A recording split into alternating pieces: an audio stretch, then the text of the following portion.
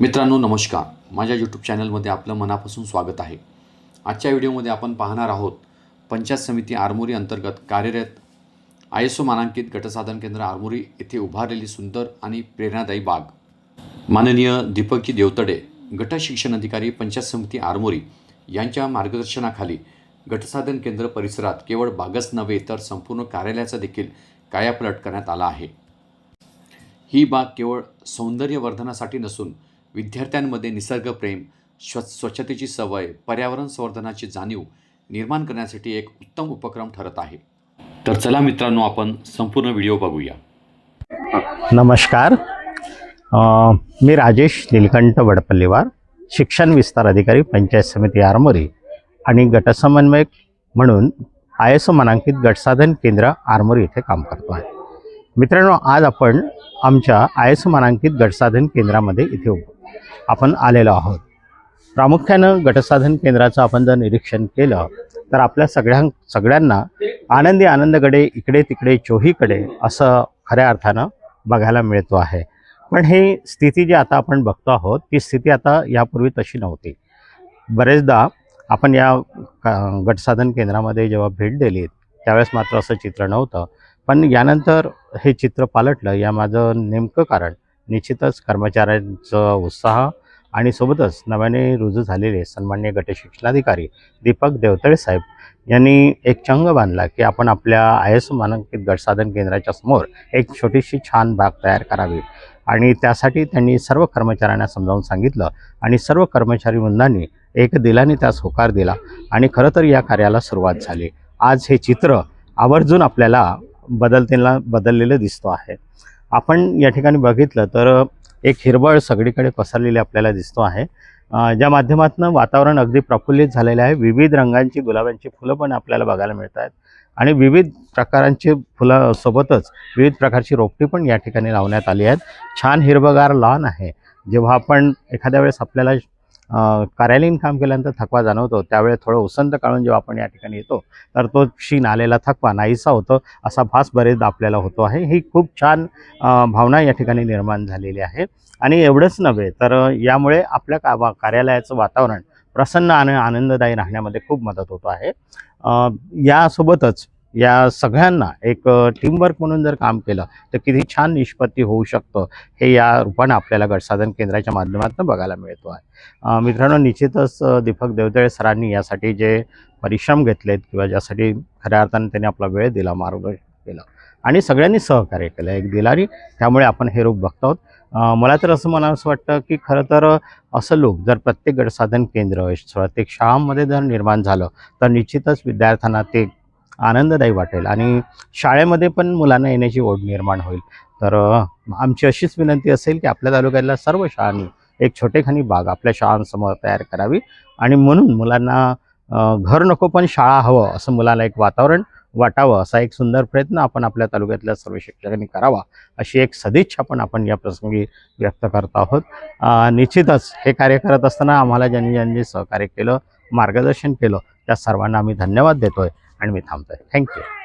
पण आता सध्या उभे आहोत ते गटसाधन केंद्रातील ISO मानांकन गटसाधन केंद्रामध्ये। या ठिकाणी सन्माननीय दीपक देवतळे गट शिक्षणाधिकारी पंचायत समिती आरमोरी यांच्या शुभ कार्यक्रमाद्वारे आपण आता नुकतंच एक रोपट्याची लागवड या ठिकाणी केलेली आहे आणि हे रोप फुलत राहावं अशी आमची इच्छा आहे सदैव। मित्रांनो, मगाशी मी उल्लेख केला की सन्माननीय गट शिक्षणाधिकारी दीपक देवतळे सर यांच्या शुभ कार्यक्रमाद्वारे आपण रोप लागवड केली। आता आपण बघत आहोत की प्रत्येक या गटसाधन केंद्रामध्ये पुनश्च एकदा नवीन रोपाची लागवड, फुलांची लागवड करण्यात येतो आहे। कदाचित या माध्यमातून सरांना असा संदेश द्यायचा आहे की आपण नेहमी प्रसन्न आणि प्रफुल्लित राहावं आणि त्यामुळे आपल्या कामातही सुधारणा होतं। हा एक उद्देश घेऊन सरांनी खरं तर ही ॲक्टिव्हिटी किंवा हे उपक्रम राबवलेला आहे। त्यासाठी सरांना खूप खूप शुभेच्छा। थँक्यू। मी जीवन देवकी वासुदेव शिवनकर, केंद्रप्रमुख, केंद्र पिसेवर्धा पंचायत समिती आरमोरी। मी ज्या ठिकाणी बसून आहे हा आहे आमच्या ISO मानांकित गटसाधन केंद्राचा बगीचा। आपण 1 वर्ष आधीचा जर विचार केला तर या ठिकाणी बसण्यायोग्य परिस्थिती नव्हती। पण आज हे रूप जे दिसते आहे आपल्याला, हा एक गार्डन दिसतो आहे. खरं म्हणजे हे ऑफिस वाटत नाही, कारण ऑफिसमध्ये अशा प्रकारचं गार्डन कुठे दिसत नाही. आणि हा सगळा बदल जो झालेला आहे, ही सगळी संकल्पना आणि मेहनत आहे आमच्या आयएसओ मानांकित गटसाधन केंद्राचे गटशिक्षणाधिकारी सन्माननीय दीपक देवतळे साहेब यांची. जेव्हापासून ते या पंचायत समितीला रुजू झाले तेव्हापासून नाविन्यपूर्ण काहीतरी उपक्रम करावे. त्याच्यामध्ये मग भौतिक सुविधा असो किंवा विद्यार्थ्यांची गुणवत्ता असो, त्या संबंधाने बरेच नवीन नवीन उपक्रम सर घेतात. आणि उपक्रम घेतात म्हणजे घेतात आणि सोडून देतात असंही नाही. तर एखादं काम हाती घेतल्यानंतर त्या कामाला पूर्णत्वास नेण्यापर्यंतचं सर्व आढावा घेणे आणि ते करून घेणे, हे सगळं ते करून घेत असतात. याच्यामध्ये मग गटसाधन केंद्राचे सर्व कर्मचारी, सर्व शिक्षक, विस्तार अधिकारी, केंद्र प्रमुख या सर्वांना सोबतीला घेऊन ते हे सगळं करून घेत असतात. गुणवत्तेकडे सुद्धा सरांचं लक्ष आहे आणि ते राहील अशी मला खात्री आहे. धन्यवाद. नमस्कार. आयएसओ मानांकित गटसाधन केंद्र आरमोरी येथे आपलं स्वागत आहे. मी सुनंदा भागवतगिरी पुंजे, विषय साधन व्यक्ती, विषय मराठी. मी आयएसओ मानांकित गटसाधन केंद्रामध्ये मागील 19 वर्षापासून कार्यरत आहे. आणि कार्यरत असताना मी आपल्या BRC सोबतच अनेक जिल्ह्यातील BRC पाहिलेले आहेत. त्यांच्यामधला फरक आणि आमच्या BRC मधला फरक हा प्रामुख्याने या ठिकाणी जाणवते. पण हा बदल केव्हापासून जाणवत आहे तर माननीय गटशिक्षणाधिकारी देवतळे साहेब आमच्या कार्यालयात जेव्हापासून पंचायत समितीला दाखल झाले, रुजू झाले, तेव्हापासून पहिल्या दिवसापासूनच त्या बदलाला सुरुवात झालेली आहे. सुरुवातीची BRC आणि नंतरची आयएसओ मानांकित गटसाधन केंद्र याच्यामधला जो बदल आहे तो गटसाधन केंद्रामध्ये पाय ठेवल्याबरोबर, त्या प्रिमायसेसमध्ये प्रवेश केल्याबरोबर हे जाणवते. बदल कसा असावा हे उत्तम उदाहरण म्हणजेच गावातील नागरिक, आजूबाजूचे जो परिसर आहे, इथं खेळणारे जे विद्यार्थी आहेत, मुलं आहेत, यांच्याकडून तो प्रतिसाद जो आम्हाला मिळत आहे याच्यावरून ते स्पष्ट जाणवते. मानांकित गटसाधन केंद्र आरमोरी इथे आहोत. श्री विनोद भांबरे हे या ठिकाणी साधन व्यक्ती म्हणून काम करतात. आपण त्यांची नेमकी बोलकी प्रतिक्रिया जाणून घेऊयात की या ठिकाणी सरांनी जे बाग फुलवलेली आहे तर त्यामध्ये त्यांचं मनोगत काय आहे. आपण सरांशी संवाद साधूया. नमस्कार. आपल्या आयएसओ गटसाधन केंद्राला लाभलेले माननीय देवतळे साहेब हे जेव्हापासून आले तेव्हापासून इथला जो लुक होता, सुरुवातीचा आधीचा जो लुक होता आणि आता खूप परिवर्तन झालं, खूप बदल झाला.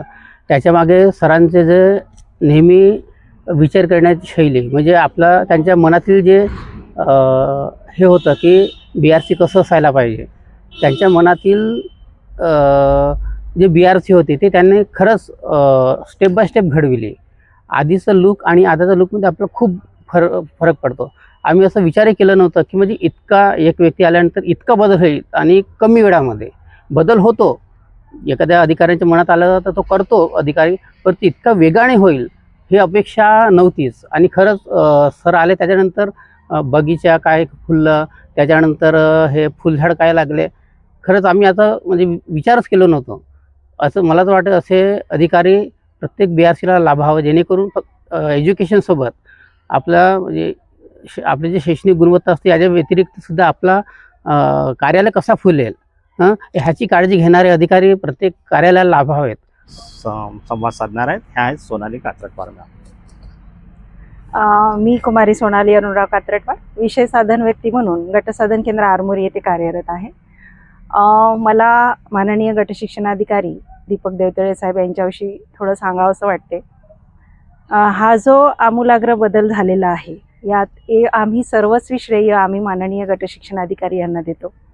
कारण ही संकल्पना या आधीसुद्धा आमच्याकडे BO होते, पण ही संकल्पना कोणाच्याच मनात आलेली नव्हती. एक उपक्रमशील गटशिक्षणाधिकारी म्हणून नक्कीच हे जिल्ह्यामध्ये एक कौतुक करण्यासारखं आणि नावलौकिक होण्यासारखं नक्कीच आहे असं मला वाटते. आणि यांनी जे काही केलं त्याचा आधार घेऊन नक्कीच सर्व BRCमध्ये हा बदल करावा. मनामध्ये ठरवलं तर आपण सगळंच काही करू शकतो, हे सरांचं सुद्धा म्हणणं आहे. पण ते कुठेतरी मनात ठरवावं लागतं, नुसतं बोलून होत नाही.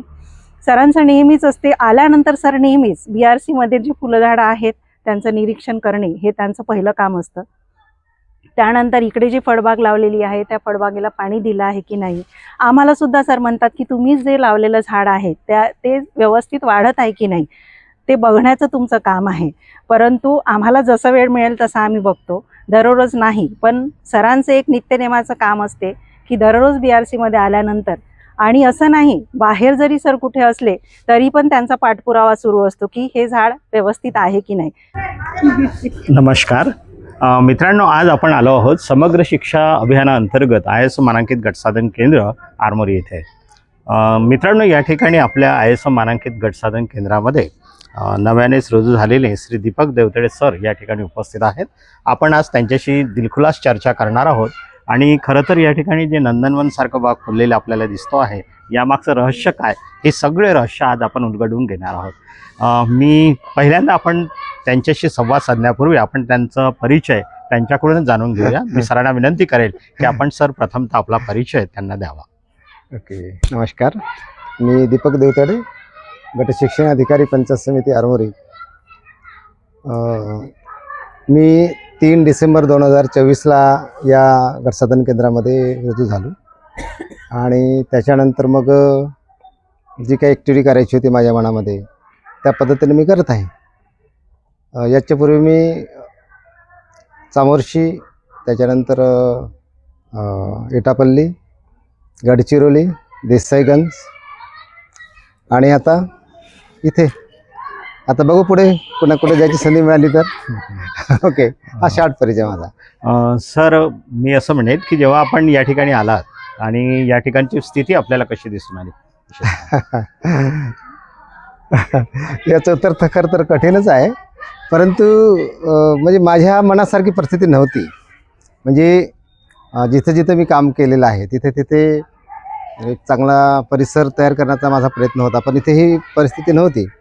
एकदम अस्तव्यस्तपणा जरी नसला तरी पण बऱ्यापैकी अस्ताव्यस्तपणा होता आणि त्याला दुरुस्त करून आपण ज्या ठिकाणी काम करत आहोत किंवा करणार आहोत त्या ठिकाणी एक चांगलं वातावरण निर्माण व्हावं यासाठी माझा प्रयत्न नेहमीच असतो. आणि आता इथे तोच प्रयत्न आहे की कमीत कमी तिथे एक आल्यानंतर एक प्रसन्न वातावरण निर्माण व्हावं, फुलं झाडांनी सजलेलं बगीचा असावा आणि फुलाकडे पाहिल्यानंतर मन प्रसन्न होते. त्याप्रमाणे एक चांगला परिसर असावा हा माझा त्यामागचा उद्देश होता आणि त्याप्रमाणे मी तुमच्या सर्वांच्या सहकार्याने हे करण्याचा प्रयत्न केला आणि बऱ्यापैकी तुमच्या सर्वांच्या सहकार्यामुळे मला यश आलं असं मला वाटतं. सर, निश्चितच आता हे काम करायचं म्हटलं तर थोडं सुरुवातीला अवघड होतं असं आपण म्हटलं, पण आता हे सगळं जुळवाजुळव करणं हे तर कसरतच होती. मग त्यासाठी लागणारं भांडवल असेल किंवा इतर सुविधा असतील, ह्यासाठी आपण काय प्रयत्न केले?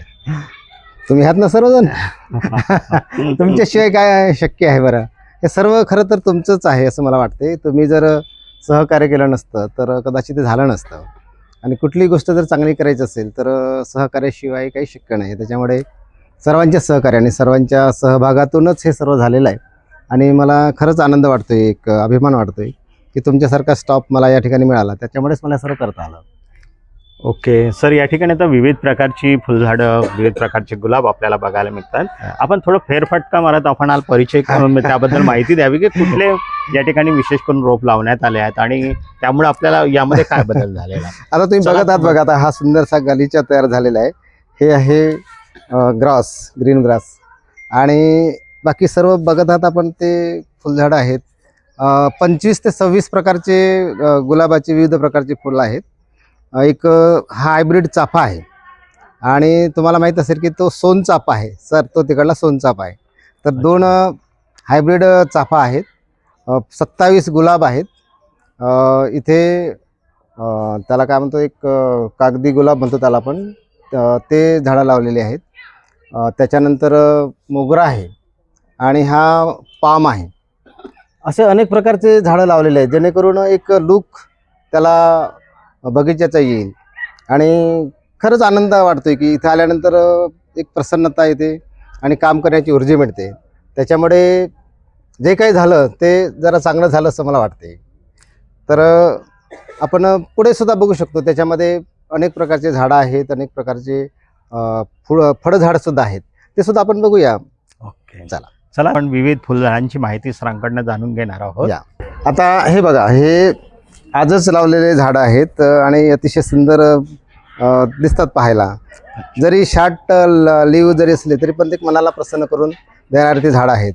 हा आहे सोनचाफा आणि तो आहे हायब्रिड चाफा. अशा प्रकारचे अनेक सुंदरसे झाडं या ठिकाणी आहेत. त्याच्यामुळे एक प्रसन्न वातावरण या ठिकाणी निर्माण होते.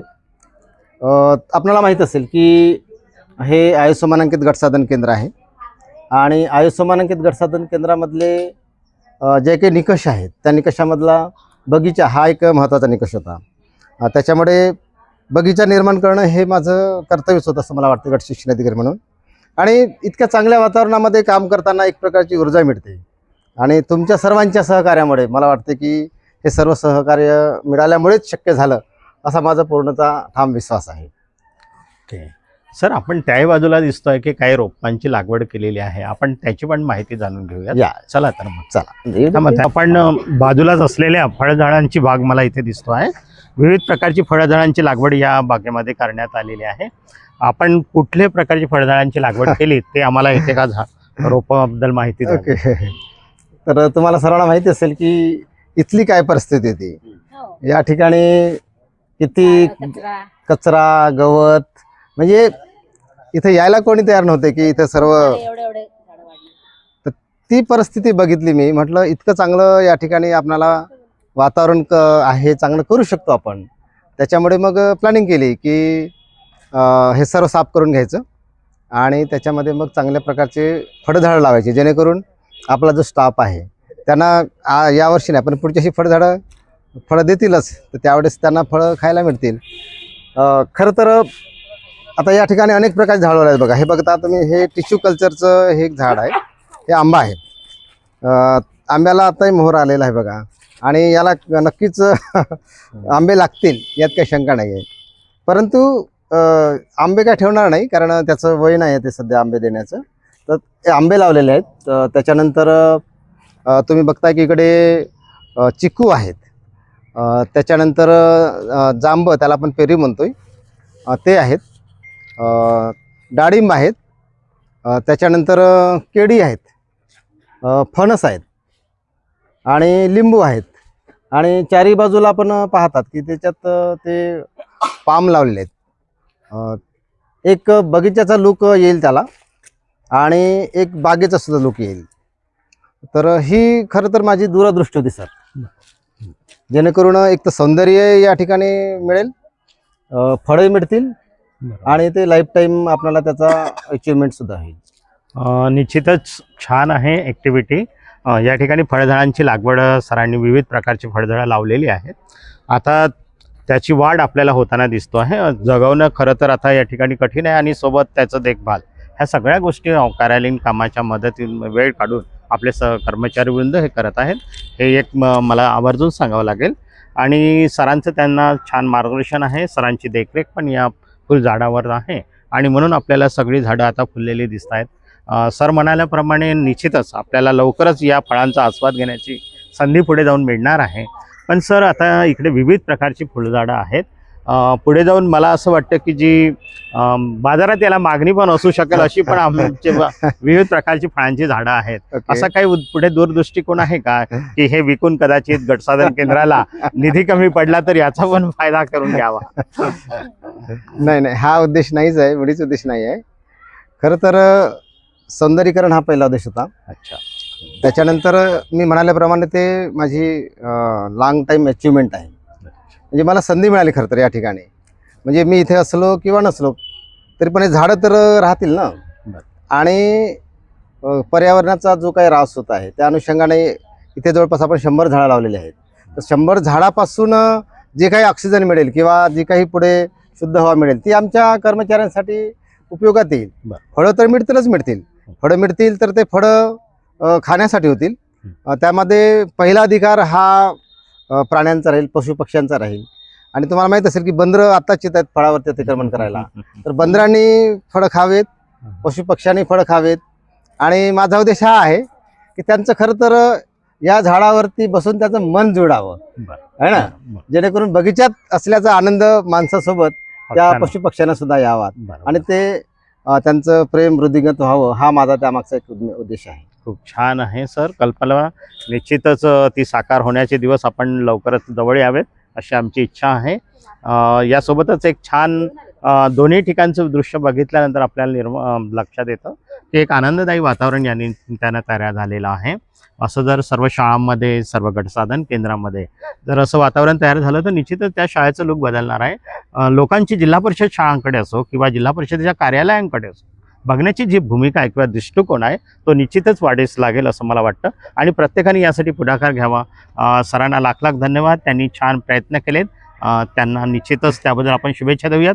Thank you very much sir. Thank you. एक गोष्ट मी या ठिकाणी नक्कीच आवर्जून सांगू इच्छितोय की हे टीमवर्क आहे. म्हणजे कोणाच्या एकाच्यामुळे हे शक्य नाही आहे.